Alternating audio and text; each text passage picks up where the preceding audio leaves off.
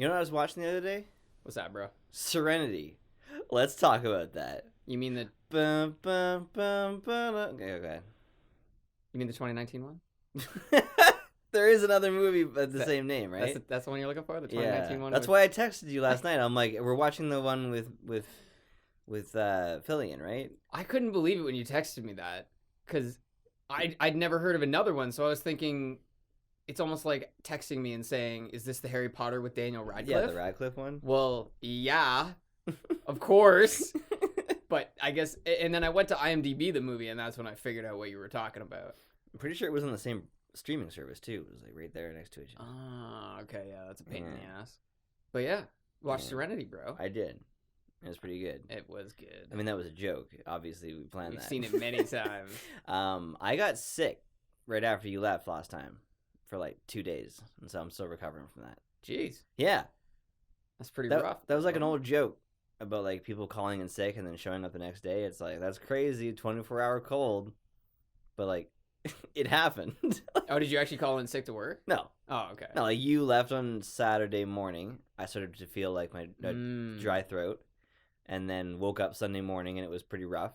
And it was like all day Sunday, and then woke up Monday and I wasn't feeling good, but I definitely wouldn't have considered myself sick anymore. It was very strange. Interesting. Yeah, 1 day cold. Yeah. Although you probably would have gone to work on Sunday, I imagine. Yeah, it would have worked still. Yeah, because there's also some people. I'm a good worker.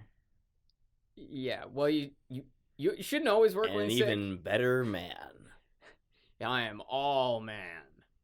So what'd you think about the movie, bro? We were doing a thing about a movie, yeah. Well, I think the first time we watched it, I didn't like it because I didn't know what it was. We were kids. We hadn't seen Firefly, right? Right, that's so true. We watched Serenity first, Mm-hmm. and it was very confusing. Yes. Yeah. So the film, my only issues with the film are from a production standpoint. I have no issues with the actual story and all that shit. Actors are great. I think it's a great movie. There were some weird production decisions to make sure that this movie was for longtime viewers and first-time viewers. And so sometimes there's like stuff in there where they don't emphasize something because the first-time viewer is supposed to not know what's happening. Like one of the opening scenes where the guy goes to break his sister out of that facility. Mm-hmm. If you watch the show, you know who that is. Mm-hmm. But they don't. Already. But they don't emphasize it, right? Because they want the new viewer to not know who this is, for it to be a shock when he like shockwaves everybody. Yeah. Speaking of which, his shockwave weapon that Yeah. just melts your brain for a minute. Yeah. Pretty sweet. It was pretty sweet. There's not enough of that in the show in general. I know, The they show shoot each other with bullets. Yeah, it's real bullets too. It's like all bullets and guns. Speaking of which, do you know what year this show is taking place in? I don't know what year the show is taking place in, but they show Malcolm's records at one point. He was born on September 20th, 2468. So this is in the 2400s, and they are still using gunpowder. That just goes to show you how deadly it is. Well, I guess, I don't know, blaster energy sounds pretty complicated. Well, on his information, instead of having a social insurance number or a social security number, they had a social control number. How on point is that? I love the future and how like unapologetic it is. It's just like yes, we are in control. The only other issues I had with this movie was that the audio quality was bad. Oh, and the leveling was brutal. Well, leveling, I can't really hold a movie accountable, because I also you just got the disc in your bathroom. No one come in here. I also can't hold it hostage. But I can't hold it accountable, because that's like a general Hollywood thing. Like almost every Hollywood movie has an unbelievable, like, it's like they think everybody's living in a home theater. Mm-hmm. It's like if there's closed captioning options and streaming quality options, why can't there be a not home theater button? Mm-hmm. I want to be able to hear them whisper, and I don't want to blow out my eardrums when the fighting starts again. Exactly. That's a supplement for good action, is loud action. It's like, right. it's intense because it's a big sound. It's like, no. So, no, what I have an issue with is that in the beginning of the movie, it's almost like they filmed it like two different sets or something. At the beginning of the film, the microphones are leveled low, so the characters are redlining constantly, even on like just regular talking volume. And I noticed it in the opening sequence. And then the second half of the movie, for some reason, seemed to be picking up every single television screen's like screeching signal, which I know almost nobody that I know is able to even pick up on it, even when I point it out. But I heard it every time they spoke, and they used denoiser, so it goes away, and then when they speak, it's like. Oh, that's so like I can't like get used to it either. So like it's a like dog whistle. it's coming back. It's basically a dog whistle, yeah. Oh my god. And it's because at that era, that was still in a weird spot with filmmaking, where there was a way more practical effects than you see nowadays. All of those screens would have been green if Joss Whedon had made that now. Right. In fact, he was actually the director of Avengers 2. Same guy who did this. Right, which was the Age of Ultron. Mm. Yeah. Yeah. Speaking of production, you remember the scene near the end where they're coming crashing into Mr. Universe's place and their ship hits the runway? It's so bad. Obviously a toy. Yeah. And I wonder how many times they dropped it until they got that bounce. Yeah. Oh my God. The visual effects are a little weird. Man. For the most part, it's pretty well done. Especially for a television show being turned into a movie. The production value is definitely much better than the TV show. The editing is really ungraceful, especially at the beginning. You know, when the very opening scene where she's explaining the universe and how it works and how there was a war, and then it transitions to her being a teacher. That edit is so bad. It's like it's not smooth. It was really just like, oh, like, who's this? Beyond that, I didn't have any other issues with the film. I thought it was really good. Yeah, I thought it was really well put together. I think they avoided a lot of the traps that they normally fall into.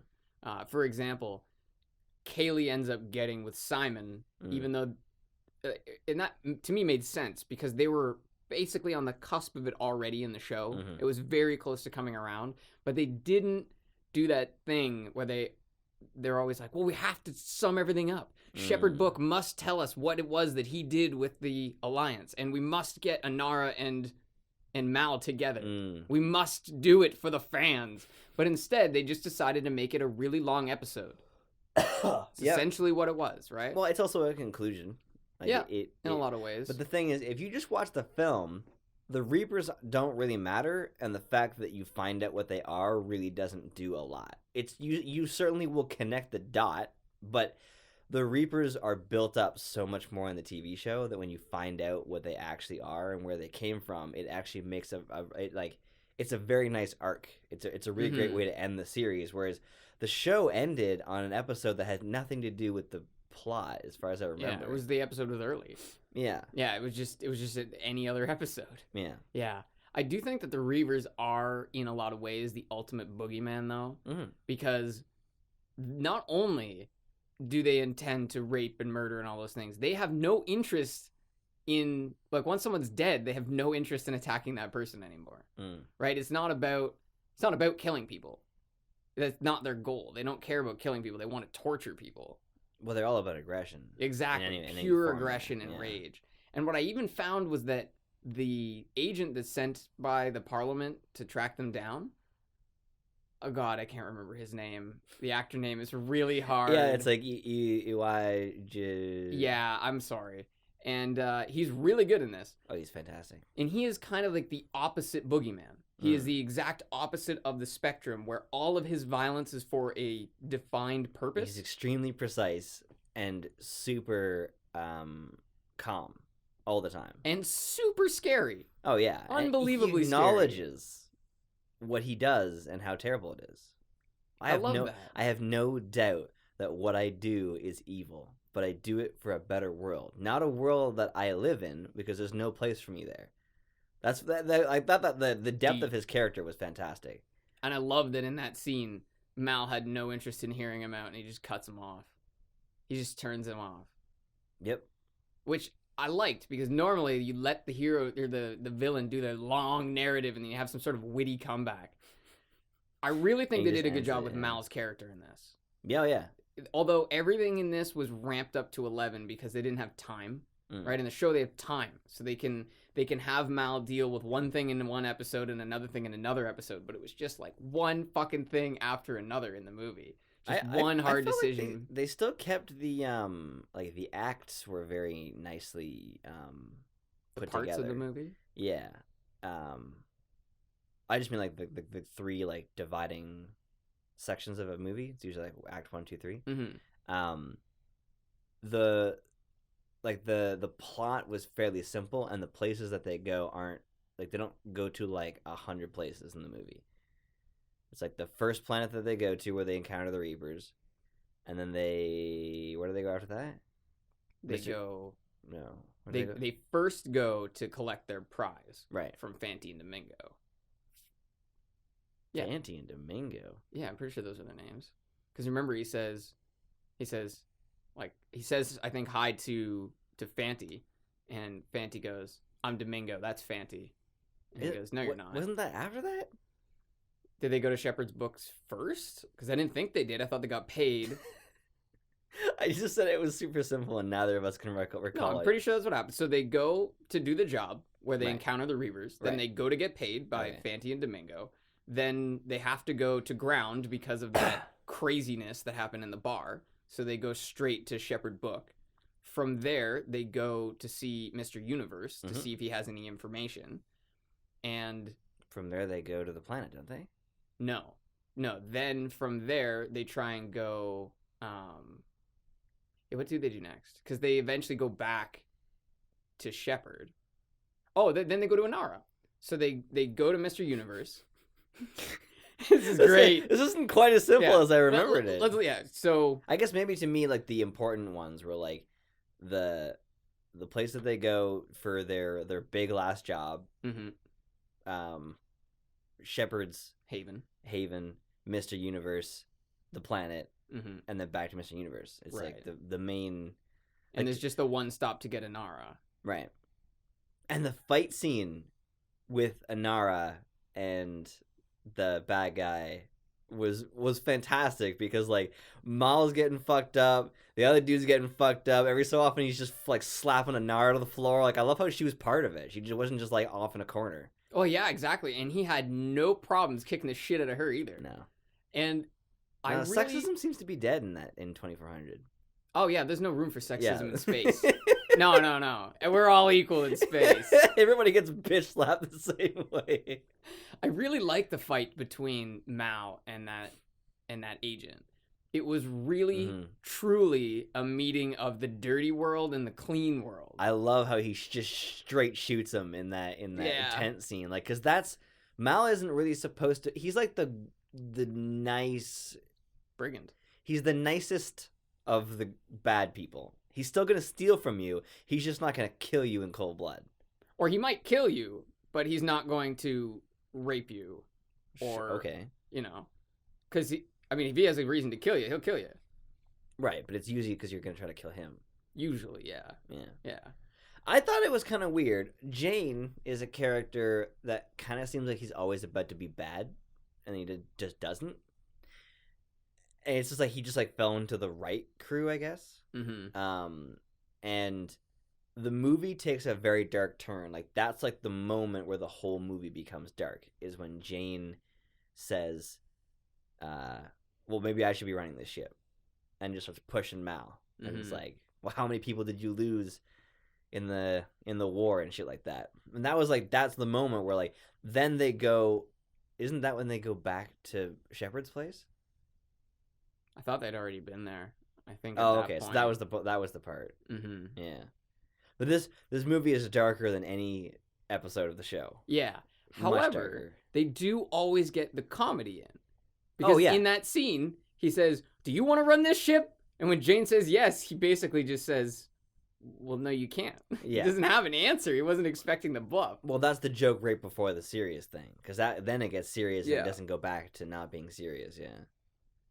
And there's lots of jokes like they get back, River almost dies, And she goes, "I swallowed a bug." Or just, those simple lines. Summer Glau is so good in this movie. She like the range of emotions that she shows in one scene. She'll go from crying to laughing and back to crying in one shot. She's very convincing. Yeah. You can honestly forget that it's an actress playing a Yeah. freak character. She just appears to be totally unstable. Yeah, she does a fantastic job. And speaking of one shot, the establishing opening scene with the crew is a 4-minute one shot scene, which I never noticed before. Really? Yeah. Where Mal says, "Hey, we're going to explode," and then yes. Ah, yeah. It's a one shot, not uncut. It's a simulation of an uncut scene. It's just it's the way that it's described because Prime has trivia when you pause the video. I actually think that's pretty interesting. Oh, okay. Yeah. Right. And it said that it's they described it as unbroken edits essentially. Like it's not so much one single actual shot. It's meant to feel like one shot. It's a continuous scene. Right. Not necessarily a continuous shot. Yeah. Yeah, with no broken edits, yeah. It's pretty good too. I noticed the edits because I spend too much time editing, but they're like surprisingly well done. I would prefer you make that edit obvious than try to hide it and have it show up. Like what most of the time you do with a one shot is you have the camera move quickly. Yeah, or go buy an object or something that you can use. Yeah. And that I like because that's sort of like a little joke with other editors and like people of your genre. It's like, this is where I put it. Like the average person's not going to see that. They're not going to give a fuck. But like you try to hide it in like a black screen and it's like, okay. Yeah, now we know what you're up to. Yeah. You remember that? You remember when Freddie Wong went through that OK Go video? And he was like, they called it like a one shot. It's more of a one shot than it is a one take. I'm pretty sure they called it one take or one continuous shot. And he was saying it's not really that. It's Yeah, what really bothered me about that was how openly disingenuous it was. You have this crazy Rube Goldberg machine that you created, and then you're just totally going to tarnish that by lying to us. It's Rube. Is it Rube? Yeah. Okay, so Rube Goldberg. It's not a rude Goldberg machine. Could be. It's a very rude one. Well, it's a very rude video. It would be rude, yes. It would be rude to pretend that was one shot. Exactly. Especially a one shot that can be found the way that he found it. Yeah. It's very obviously not one shot. Fucking Rubes. Fucking rude is what it is. It's the Rude Goldberg machine. I like that they still had some of the small details in the movie that I don't know if this really happened in the show as much, but they go to that moon where the Reavers ravage everything. And then when they show up at the bar, that's on the news. On the news is talking about the Reavers ravaging that place. And it says a whole bunch of people were holed up in like the safe of this place. Yeah, so I thought that was a nice little tidbit for those who are paying attention. The comedy in this movie was great. I love the Firefly comedy style. We're coming down, okay? I need the password. Okay. Yeah. Did you see us fight? And well, no. Trap. It's a trap. And fucking Jane in that bar scene, he clotheslines a guy, catches his feet in the air, and slams his head into the ground. That's the silly shit that I like. The stuff that's very obviously supposed to be silly. Not. There was something else in the film that bothered me that was like they were trying to pass it off as serious, and it really bugged me. I can't remember what it was. But back on the topic of the bad guy is so well done. And what I like about him is that he's reasonable. You remember Max from The Losers? Yes. He's just a fucking maniac. There's no rhyme or reason to the shit that's happening. So you're just like, I just want this guy to die. I just want him out of the way, like, because he's just fucking crazy person. This character is so reasonable that at the end of the film, when he doesn't die and he changes his mind on the whole system and realizes how wrong he has been, it's very like I was like welcoming to the idea of him being like let go, Even though he fucking killed the priest. Fucking killed that guy. Oh, he did kill He both. killed him. Nah, he killed not everybody directly, there. but yeah, he killed a lot of people. He fucking directly killed every person that had that had kept them safe. Like, the guy was fucking crazy. He's a maniac. Anyway, after River gets broken out, the bad guy. I forget it. I actually don't even think I ever knew. I don't know if they give him a name. Yeah. He goes to that facility. We can call him the mercenary. The mercenary, yes. The merc, he goes to that facility, and the guy, and he like kills his two henchmen or whatever, and he's like, "You're not gonna die because you let this person escape. You're gonna die because you said shit about my organization. You let someone know that high-ranking officials knew about this shit." Mm-hmm. And I love that how it's like the guy dies because they watched the footage and found something different than what they already knew. That was like that to me was very good writing. Like, the character didn't just kill the guy who let them escape.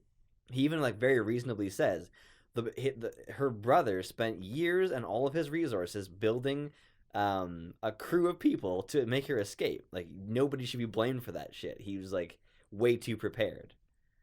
So that was so reasonable. Like, I knew that guy was gonna die. I remember that part from the film. I just didn't know why. Mm-hmm. And then I love that this is a good death. There is no shame in this. And he's just casually talking to that lady. Yeah. Which was a little ridiculous. It was ridiculous, yeah. Because he is a smart man. He would know that she's not hearing any words that are coming out of your mouth. That's actually my thought, was like, right? How do you think she's listening to you? Yeah. And I like how he says, the guy that goes to run, and he's like, you could have a good death.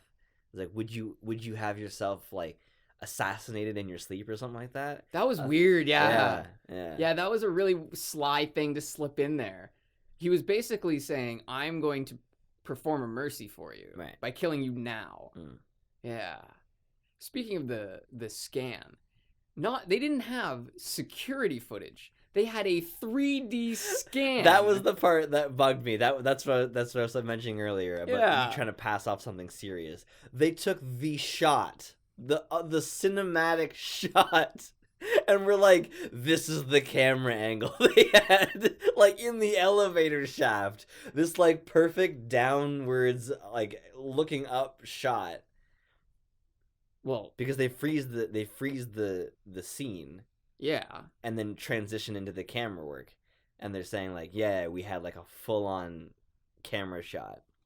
Well, I don't even really think that's what they were expressing. I think they literally have the ability to create a complete 3D recreation of what happened there in its entirety. Because you notice that the room he was standing in was sort of like the X-Men room that they go into and it changes into whatever they want. It had all these projectors and lights around. So I honestly think he was basically standing in the room where Simon and the doctor were talking, going through all these details. That's how advanced their technology is by then. And they don't have security cameras, they have 3D mapping. And yet there are still people living in, like, Mos Eisley, basically.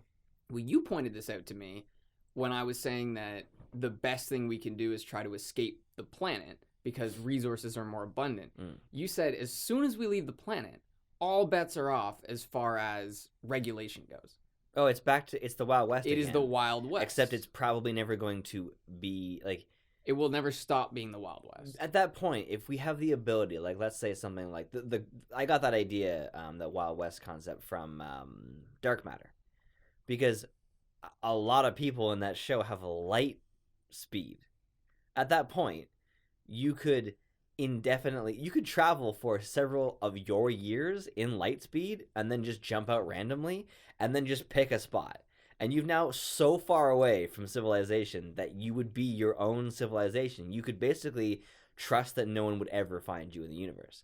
Once humanity can effectively do that without, like, the help of all humanity, the Wild West became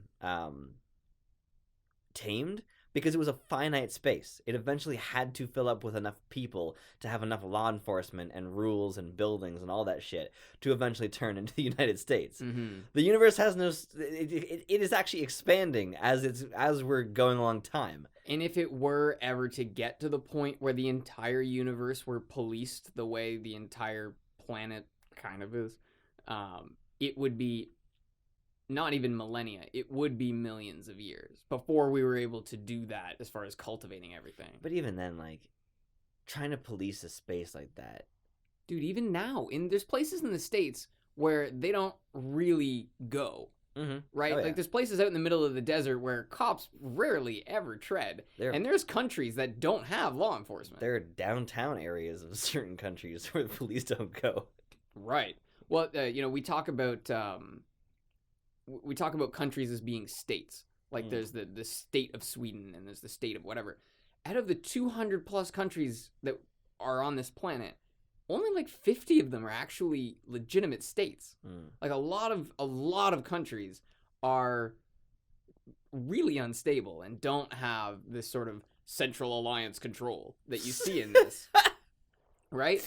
But one thing I do want to point out about space travel is whatever they're using in dark matter to travel is not actually light speed transport. It's more of a wormhole style thing. Sure. Because if you were to travel at light speed, the problem is that your time changes relative to everyone else's time. Right. So if you were to travel for 10 years, you'd get there 10 years older, and everyone you knew on Earth is dead.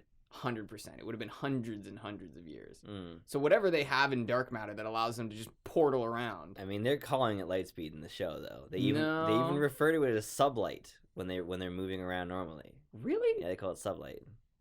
They call it warp speed, but it's sublight when they're moving around regularly. I thought they had a different term for it, though. Yeah, I swear they had a different term. Yeah, warp drive, isn't it? No, that's close, but I don't think that's what they call it. The whole first season, basically once a fucking episode, the android says the warp drive is down or whatever it's called. Yeah. We have to jump the light drive. No. No? Almost. No. Yeah. I honestly don't remember. I don't remember. Watching the movie, though, the Serenity, makes me want to go back and watch the show 100%. No? I've seen it, I think, 2 or 3 times, so.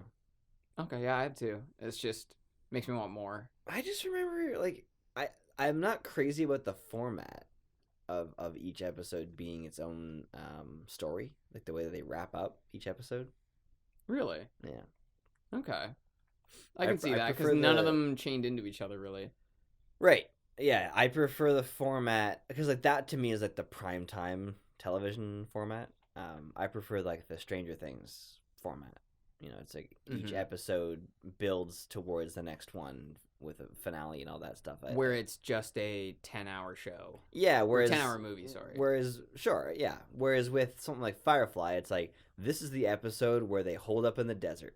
This is the episode where they go to this thing about the girl. That is so true. And it just, especially when you rewatch it, because you're like, oh yeah, I remember everything that happens here. Yeah. Whereas I'm rewatching Stranger Things right now. I watched the second season a year ago, and I'm still surprised at what I'm watching right now because it's such a, like, smoothly flowing. Smoothly flowing? Yeah. Is that right? Yeah. That sounded really weird. Flowing. I'm leaning forward watching this show, even though I've seen it, because I'm like, oh, that definitely makes sense. Yeah. That definitely, I see that. It was also early. Like, it came out a long time ago, this show. I wouldn't give it that. Like, because it came out at a similar time that Dexter would have come out. Really? Yeah. Oh, okay. So maybe not. It's like early 2000s. Yeah, and that's what I was thinking, early 2000s. Yeah. You can really see it in Nathan Fillion's face. The difference. Yeah. Oh, yeah, big time. He's in Santa Clara. Really? He's in Santa Clarita Diet? Yeah. Interesting. Is it like just a small role, or... Yes. I can't tell. I don't want to. I don't want to tell you. Yeah. It's not really a show you have to worry too much about spoilers, but there's the scene where River beats everybody up in the bar with ease, and for no reason too. Like, those people aren't coming at her. She just starts beating the shit out of people, right? Yeah, because she was triggered by the message. Right. Yeah. And then Jane shows up and just beats a dude to the ground. Well, because Jane likes fighting people. Because he's trying to hit Yeah. River, who shouldn't be hitting people. Well, it also seems like River incited other people to fight each other. Oh, okay. It kind of seems like. I think there was a lot of fighting going on. But what just doesn't make sense to me is why Simon wasn't with her. Right. How did? Yeah, I remember. How did that happen? Well, also, why didn't he go with them to the big job? What? He just stays behind. Oh, because the mule can't carry. Yeah, it can only carry 5. so many people. Right. And also, you really don't want your doctor out in the field. That's you true. want him at the ship ready to heal people. That's right. But, yeah, they said, okay, as soon as we get River's pay, we'll be on our way.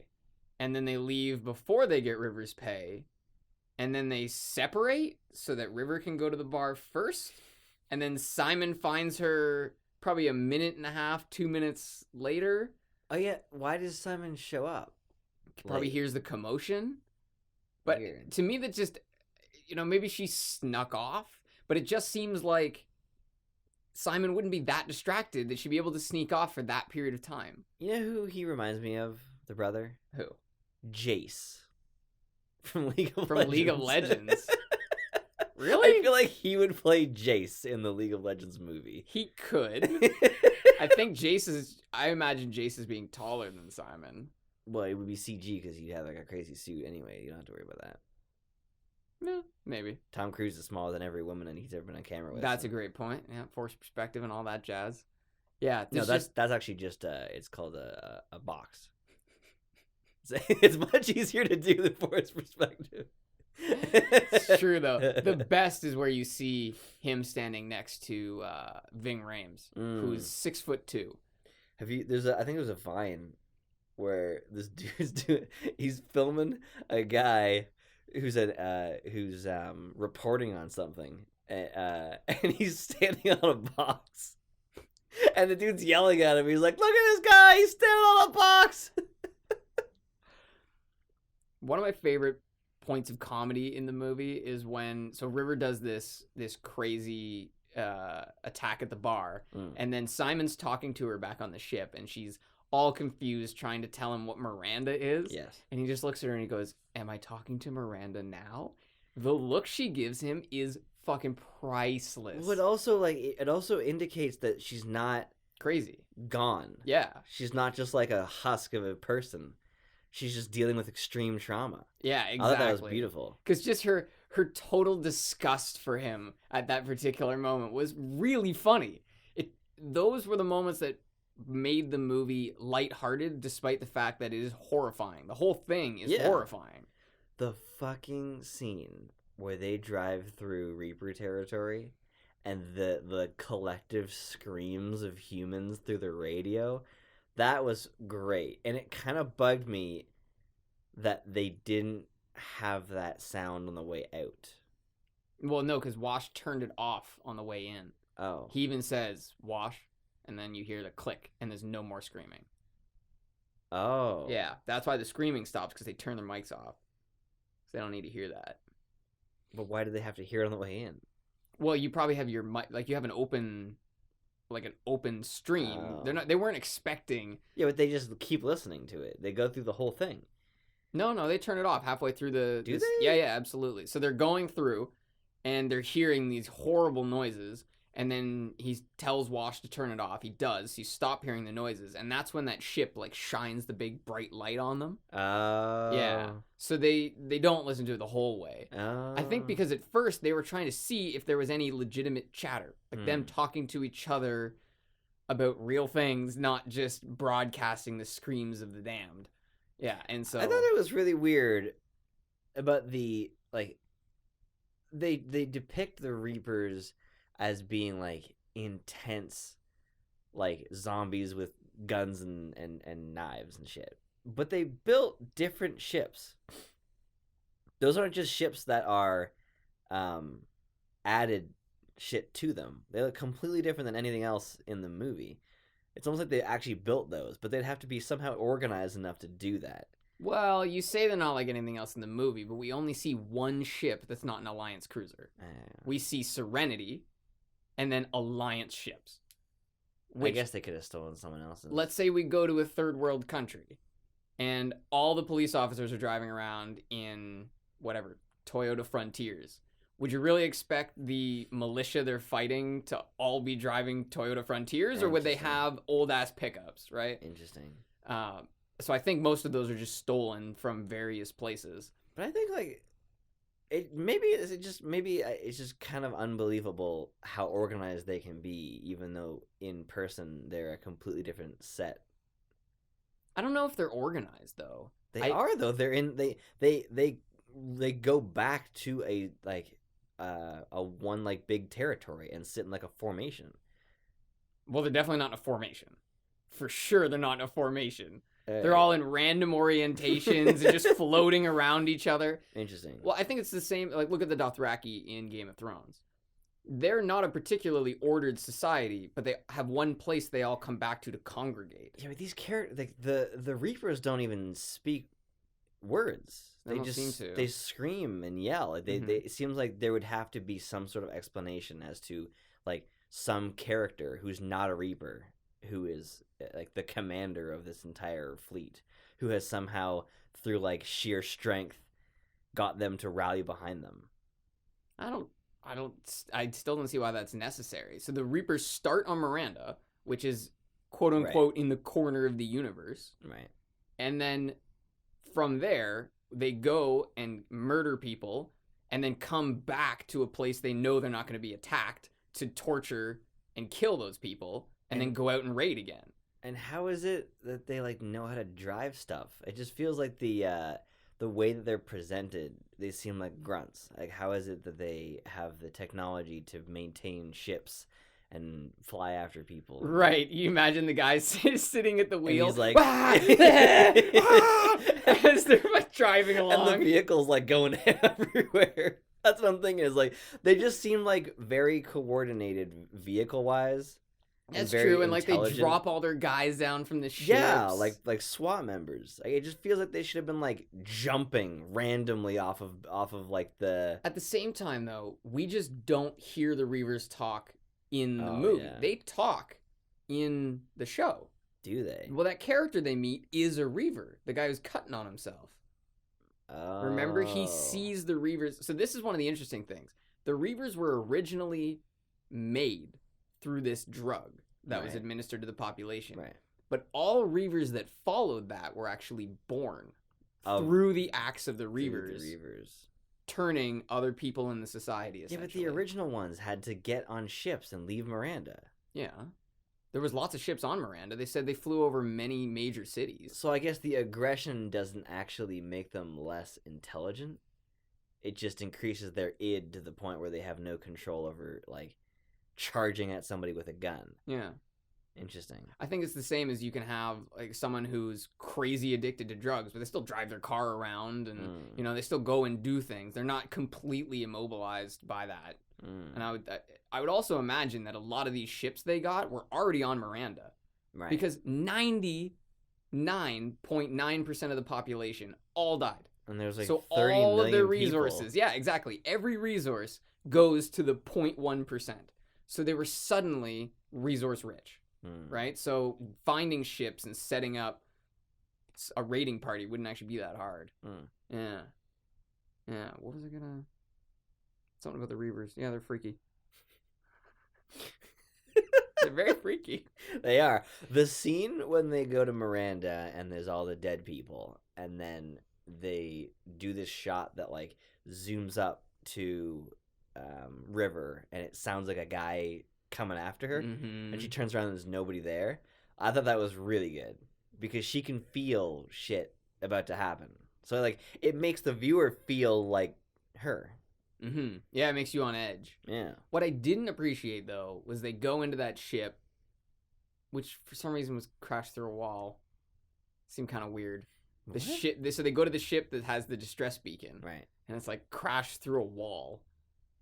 Which I guess they're running from the Reavers or something. I don't know.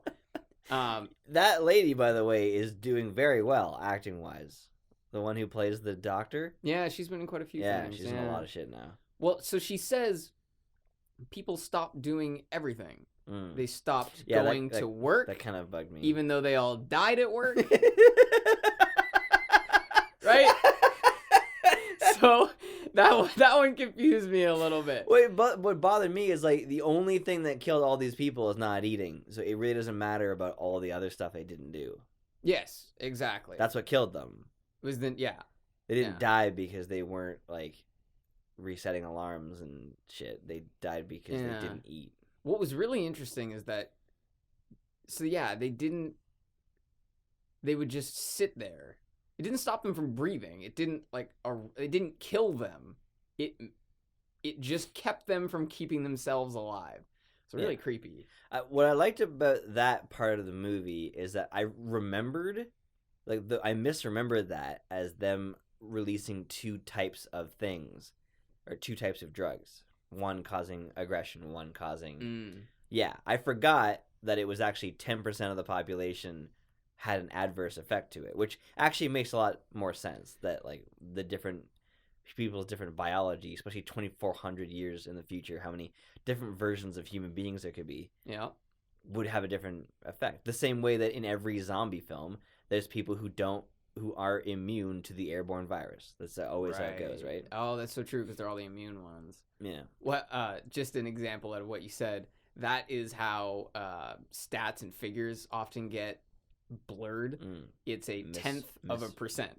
Oh. Which is 100 times less than 10%. Oh, did she not say 10%? No, it's a tenth of a percent. 10%. Right? So that's a massive difference. It's huge. Yeah. It's like 1,000. Is it 1,000 of a difference? 100 times different. Yeah.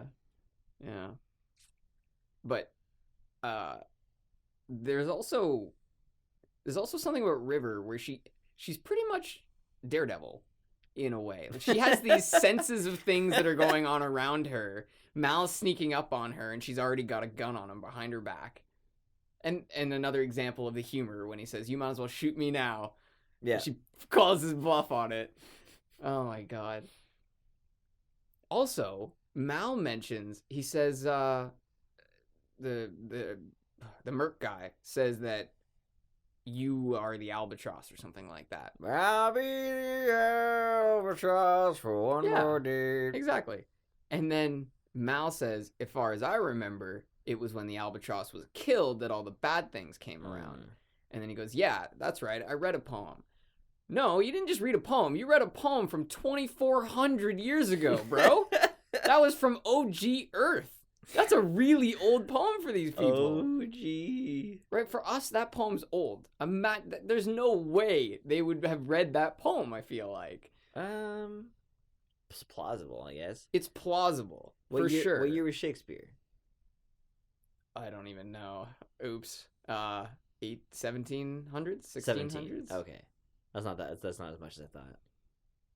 But we still like, when was Sun Tzu's The Art of War? Ooh, I believe it's Shen Yu, but Shen Yu.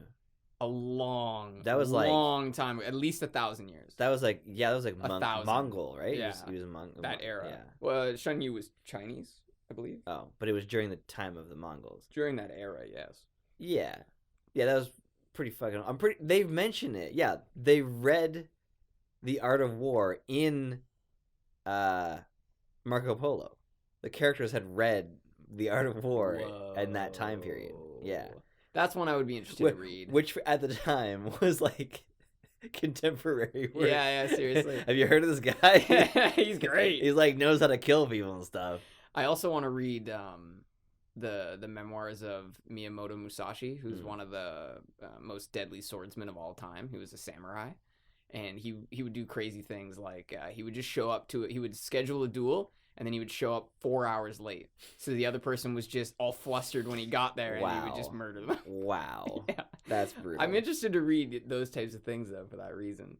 I had heard that anime is based off of actual ancient samurai fights, where samurais would travel from another place to essentially battle for pride, and they would say like 100 things before they would fight each other. It was like, I am this person from this place of this clan fighting for this reason. I will defeat you. No, you will not defeat me. I will be the one to like that. I think that's where the anime whole thing about like Dragon Ball Z characters like talking before they fight forever.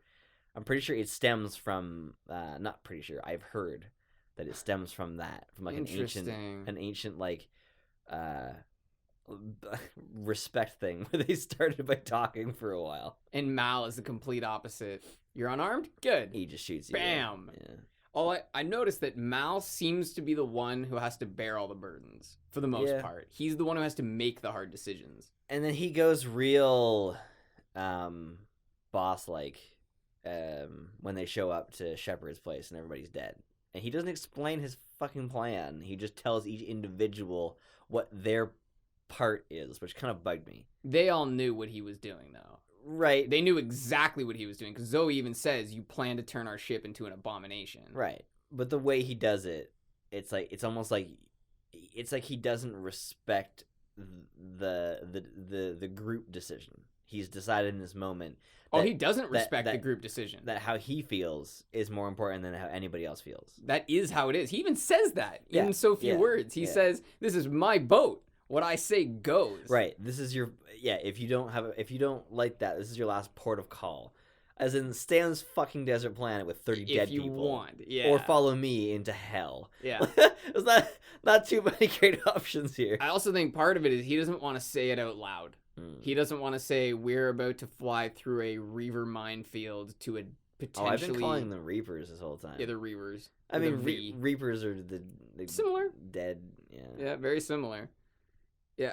When they do finally get to the Mr. Universe place, when they're trying to broadcast the message, I noticed that Zoe is affected by Wash's death, but I think part of the reason that she keeps it together is because she thinks she's about to join him. I bet you there was more grief that followed once she realized that she wasn't going to die too. I think that moment, like the next scene where she's just fine, like I really noticed that this time around. I was like, man, she doesn't seem like she's broken up at all. I think you're right. I think in that moment she was like, mission first, and it's probably not going to go well. Like, I think she thought she was going to die too.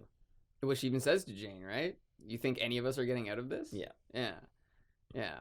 Which is definitely pretty down. But the whole idea of flying through a congregation of psychopaths, essentially, is pretty much a suicide mission. And it's not even really a suicide mission in the way Hollywood movies are like, it's a suicide mission. No, that's pretty much a legitimate suicide mission. Is that Oscar Isaac? No, it is not. Mr. Universe is not Oscar Isaac. I looked it up. I figured you would look it up. He looks a lot like him, but it is a different person who is also a pretty damn good actor. He's been in other things and did a great job as Mr. Universe, being scattered and hyper but controlled at the same time. Controlled chaos. Yeah, exactly. Yeah, I like that his planet is surrounded by that cloud. Yes. And honestly loved the whole Reaper surprise, or the Reaver surprise. Yes. Where they just drag the Reavers right into a battle with the Alliance. That was so well done, because it's basically the only thing that makes sense. There was nothing else they could have done that would have made sense as to how they made it down to the planet. Well, they brought him through a field you can't detect. That's why Mr. Universe lives there. There's a part in Galaxy Quest. I don't know why I'm referencing this thing. You remember that, Tim Allen? Barely. I don't think I've watched it, actually. He plays Snape. Alan Rick. Rick Allenman. There's the movie ends like the bad guy is defeated in a similar way. They charge at the bad guy, even though the bad guy has way more people. But then Tim Allen's like, I'm being chased by mines. So they like fly around them, and then all the mines like run right into them. But it's like, in space, you don't do things visually. This isn't fucking like the 13th century. Like, in space, everything would be sensors. You would know more about scans than you would from being able to see out of your tiny fucking window. You would know that there's fucking mines following him. What would almost have been even better is if instead of bringing the Reavers, they just went to the other side of the planet and then just snuck around.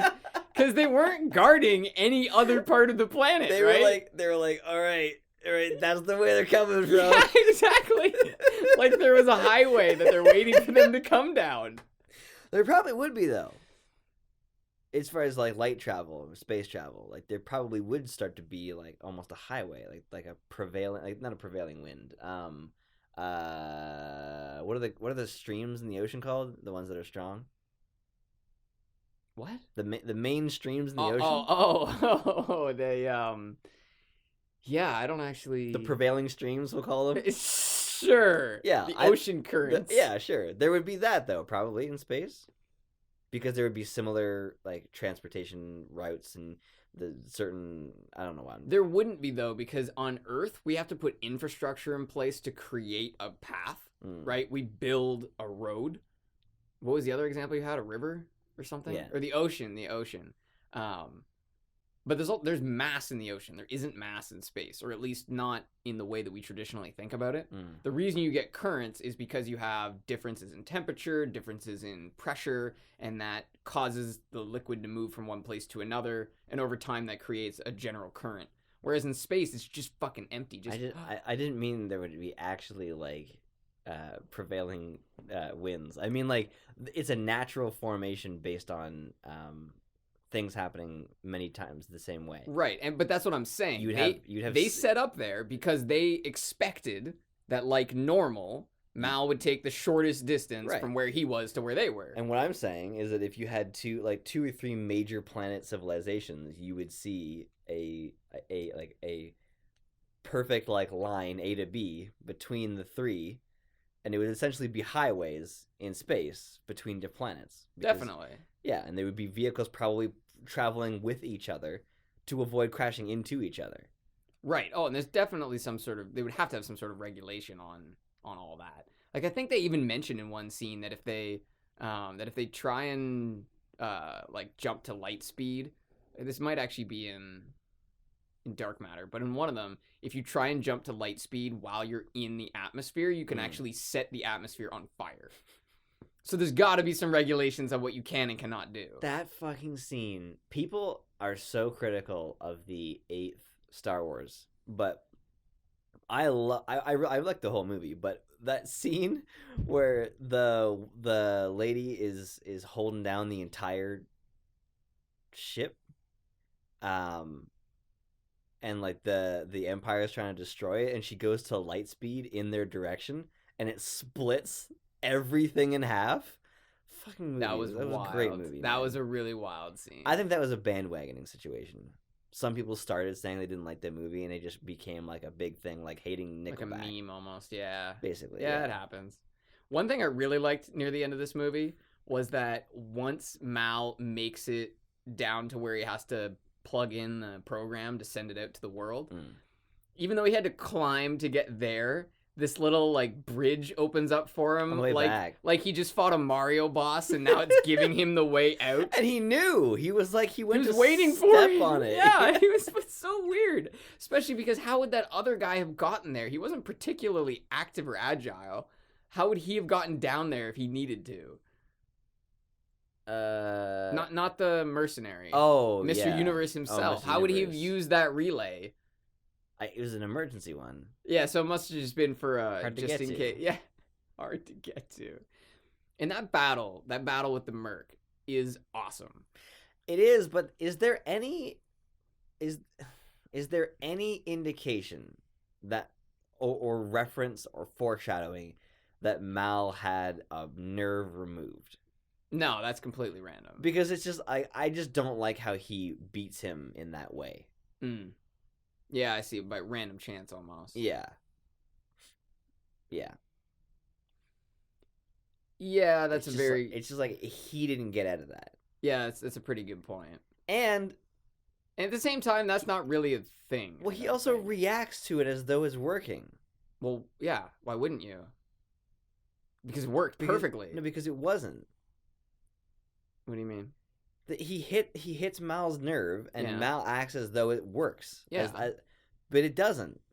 He had the nerve removed. He was able to move without any problems. And he's never seen this guy do it, so there's no reason for him to have faked that. No, but I think he knows that that's a thing. First of all, I Oh. don't think that's real. I'm pretty sure that doesn't happen. I don't know. Because no, I'm pretty sure it doesn't happen like that. Not in that way. Exactly. But I'm sure you could fuck somebody So, up with like precision definitely. finger There's work. pressure points and all that kind of jazz.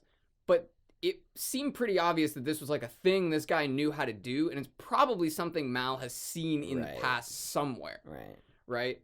So as soon as my assumption is that Mal knew what he was doing. Mm. Well, how often does somebody force their straight fingers into your body in an attempt to, he knew that the guy expected that something was going to happen. And even though he had the nerve cluster moved, it probably friggin' hurt. Yeah, probably. Like, he probably, when he straightened up initially, it was probably reaction. It was probably, just nerve reaction. And then he realized, oh, this guy thinks I'm paralyzed. Because you even see him look down at his hand and move it a little bit. Oh, really? Yeah. Nice. So he was like, oh, no, I'm good. Yeah. Jonas Blaine takes his all of his fingers and pushes it against a dude's heart and pushes him against a car. And he's like, this is 5 pounds of pressure. Imagine if I doubled that or something like that. I also like that he saves the member of parliament, or rather doesn't kill the member of parliament. And that is the only reason that they all get out alive. By not the merc. By not killing the mercenary. Oh, right. Yeah, he saves all of them. Yeah. And I like that there was a lot of really blurry lines in that. And I don't think Mal intended on that.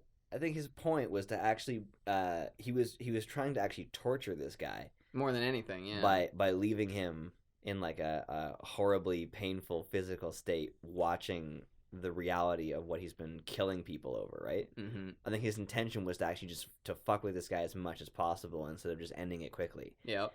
And it ends up saving him, which I appreciate. I mean, that was again though sort of a lucky situation. Yeah. He got out of like 2 lucky situations in a row. Yeah, it definitely. The movie had to try and do so many things in such a short period of time that I do feel like there was a lot of stuff that kind of slipped through the cracks. Yep. A little bit. Ultimately, though, a really fun movie. Yeah. And a pretty good way to cap off the show. And Joss Whedon went on to make he went on to do very well in movies. He did, yeah. Oh yeah. I just think that it would have been nice if there wasn't a Serenity movie and there was instead 3 more seasons of Firefly. Yeah. I think most people would prefer that, but considering what they had to work with, I think they did a pretty good job. I think now that they're in the situation, the way the situation that they're in, and I don't know what reason the show didn't continue. Like, what I would love to see is maybe another movie. Interesting, to follow up where they left off. Yeah. Or even to be the amount of time that has passed in real life. Right. To essentially be like, we're getting the band back together for whatever reason. Don't call it Serenity 2, please. Give it its own name, all right? But I think that they have a really good. I've seen a lot of shows like that. Like the space traveling band of misfits. It's a pretty common thing, right? Very common. And no show, I think, has done the characters as well as that. Mm-hmm. Or the interactions between them. I loved Dark Matter, but I don't like the characters nearly as much as I like there's something very charming and unique about the Firefly cast. Like Haley as the engineer and the doctor, and River being such a wild card. Like, you don't see that being done as well, at least. In a lot of other shows, it tends to be, here's our crew, and this is what they do, and we're going to go out and try and do stuff. Whereas this felt like, here's this crew, and then here's this major disruption that comes into the middle of that crew. And I really liked the show because I really liked the Shepherd, and he wasn't really in the movie, right? It was essentially a cameo that he had. So that was one thing that I kind of felt was missing. That scene, though, when he dies and there's absolutely no music, it actually feels totally real. I was kind of blown away how serious that moment was. Normally, in a death scene, you have rising music. and it's like da da da, oh no, and where it's totally fucking silent. There's no background music, and it's just him like gargling and being like, "No, get like he's like actually kind of mean too. Like he says some like mean shit to Well, Mal. every single word that comes out of his mouth is a joke when he's dying. Really? Every single word. Huh? Yeah, because But he says a couple mean things to Mal. but doesn't he? they're all jokes. Like Right. every single thing he says is always a joke. As he's dying, I thought that was so beautiful. Well, the one thing he says that's pretty serious is, "I'm not one of your crew," and Mal's like, "You are. Don't say that." Right. Which And that was right at the end, which was right? very serious. Yeah. Yeah.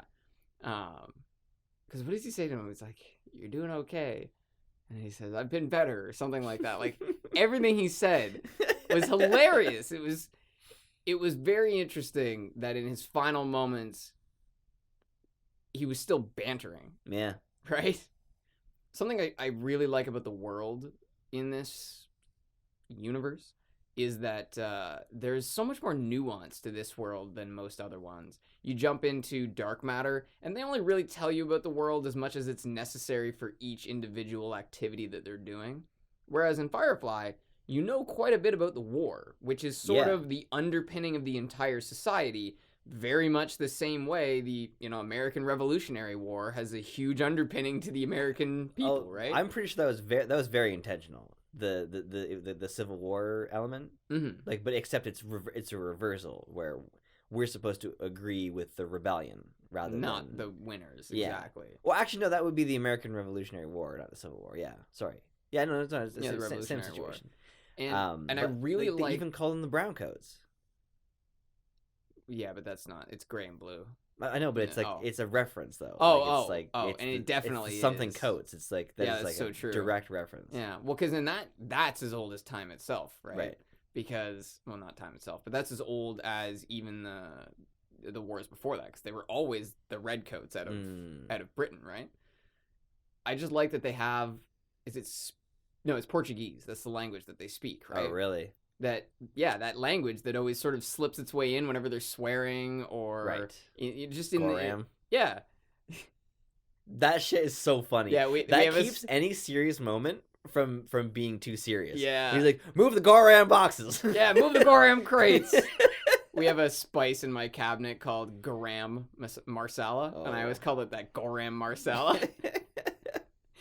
What I do want to point out, not point out, but just something to mention is that in the show Castle, which Nathan Fillion's one of the main characters in, there's a bunch of little references to Firefly. Yeah, so at one point he puts on these blue gloves and he goes 1, 2, or he doesn't actually say it. He just looks at it and just goes. Is that what he does? Because in the show, River was always saying 1, 2 hands of blue. Because she's referring, yeah. And then there was another scene where someone comes in and they're speaking Portuguese, and Castle knows how to speak to them, and the cop says, "You know Portuguese?" And he says, "Oh yeah, I something along the lines of like, yeah, I used to run with a crew that spoke it." Yeah, like there's a lot of those little references, and they're great for people who know the show. That's great. Yeah. So you'd watch again, like right now? No, not so soon. Well, why not? It was a great movie. I mean, yeah, it's pretty good, but like not immediate rewatch. Not immediate. I can't rewatch anything. So. I know. You got a 6 month to a year delay. Yeah, pretty much. That's okay. We'll come back at it. I would think it would be cool to watch it together. Just like talk shit about it. We should do one of those. That's probably not a good idea. What, a let's watch? No, to do. No, to do an discussion right after watching it together. That might not be good though, because we would discuss it the whole time. The whole time, yeah, exactly, yeah, exactly. So it would have to be a let's watch, and I don't know about. So you know what we should do? We should do a discussion like we just did, and then 6 months to a year from now, we sit down and watch it together and do our own discussion, just for us. Okay. Yeah. Sorry, people. I hope you guys like the thumbnail. I put a lot of work into it. It's beautiful. Thanks. I haven't made it yet. speaking right. I'm speaking future tense. Oh man. Because I know I will do a lot of work on it. So any thoughts on what you want the next discussion to be on? No. No. Extinction's a pretty good topic. Okay. Yeah. Okay. We can think about that one. B movie, A concept. Good enough. Yeah. At least it's not a D movie with an A concept. Because I that don't does know if I've happen. ever seen a D movie other than like Birdemic. I guess another version of a B movie with an A concept would be like The Happening. No, even that the concept was kind of shit. The concept was the same. It was the concept. Yeah, It was pretty shit. It was the same concept as the people on Miranda. They didn't keep themselves from dying, and in The Happening, they just make themselves die immediately. That's true, yeah. It's funny how in that film they try to explain it by saying that it takes away your self-preservation. That doesn't make you want to immediately die. That makes you want to not care about avoiding death. Yeah, exactly. There's a lot of people that, like, you know what toxoplasmosis is, right? I do. It's a brain parasite Right. you get from cats, and it makes you very impulsive. And so, no, seriously, there is, like, of all the people who die in motorcycle accidents, a huge portion of them have toxo. That's It's crazy. really weird, 'Cause yeah. I'm a very impulsive person, and I have a cat. Isn't that funny how that happens? But I've always been an impulsive person. So. Yeah. And for the most part, it's a minor adjustment. But that impulsiveness basically is lack of self-preservation. Have you ever heard of the rats with toxoplasmosis? Yeah, they run out in front of cats. want to be near cats. Yeah, they're Yeah. sexually attracted to cats. Wow, I didn't know about that. Yeah, seriously. That's weird. Because they want the virus wants to be eaten by the cat. Mm. Yeah. But anyways, I totally agree. The lack of self-preservation definitely not gonna make that big a No. difference. Yeah. So I guess next time we will potentially be back with a B movie with an A concept. Wow. Yeah. Bye. Yeah. Thank you for joining us, people. If you enjoyed this, please tell your friends.